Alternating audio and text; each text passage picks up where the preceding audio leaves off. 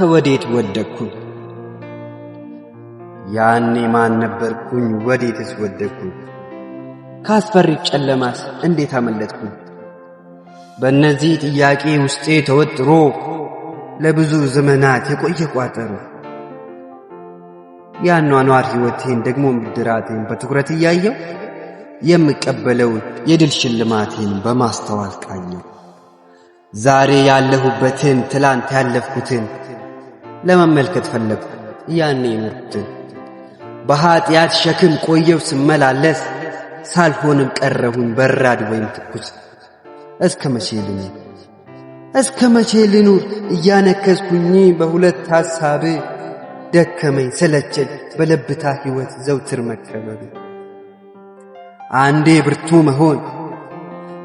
ብርቱ መሆን አንዴ ደግሞ መድከም፣ ተመሳሳይ ስህተት እዛው መደጋገም፣ በመውደቅ መነሳት ሁሌ መሸማቀቅ፣ ራሴው በሠራሁት ባመጣሁት ነገር እኔው መጨማለቅ።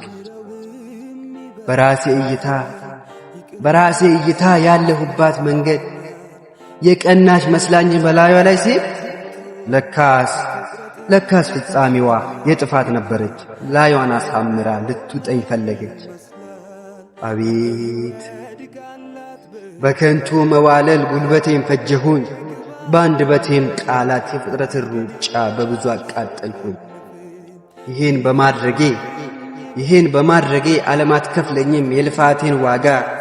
ይባስ ብላ ደግሞ ታስተባብራለች ሰይጣንን ከሥጋ። ላይረባይ ላይጠቅመኝ የዚህ የምድር ነገር አድክሞ ሊያስቀረኝ ከታየልኝ ሀገር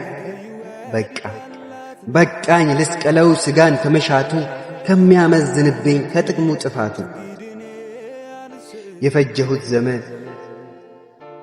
የፈጀሁት ዘመን ያቃጠልኩት ዕድሜ መስራት የቻልኩኝ በጉብዝና አቅሜ ማገልገል መለመን በምቹ ጊዜ ያስወግድልኛል በጭንቀቴ ሰዓት ሕመሜን ከላይ። ኧረ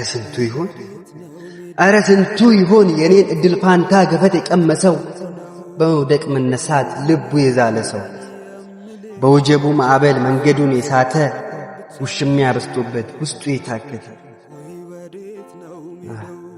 ተጠፍረን ታስረን በውድቀት ሰንሰለት ማየት አቅቶን ነው ወይስ ደግሞ ኩራት? የቱ ጋር እንዳለን እስቲ እንመልከት። የቆምንበት ስፍራ ምን ይመስል ይሆን? እንመርምር በጥልቀት። ሺህ ጊዜ ለክተ አስተካክለ ስራኝ ከምድር ስበት ነጥቀ ሳበኝ ወደ ሰማይ። ቁርጭምጭሜቴ ጋር የነበረው ውሃ ጉልበቴ ጋር ይንካል። ከወገብም አልፎ እስከ ሙላት ድረስ ከክብሬ ያስጠጋኝ። ዛሬ መልስ አግኝቶ የድካሙ ኑሮ ታሪኬም በኢየሱስ አሁን ተቀይሮ ካለሁበት ፈቀቅ ለማለት ልክ የአንድ እርምጃ ጉዞ መራመድ ጀመርኩኝ በአዲስ ምዕራፍ። በስተመጨረሻም አጠር ያለች መልእክት ላስተላልፍላችሁ።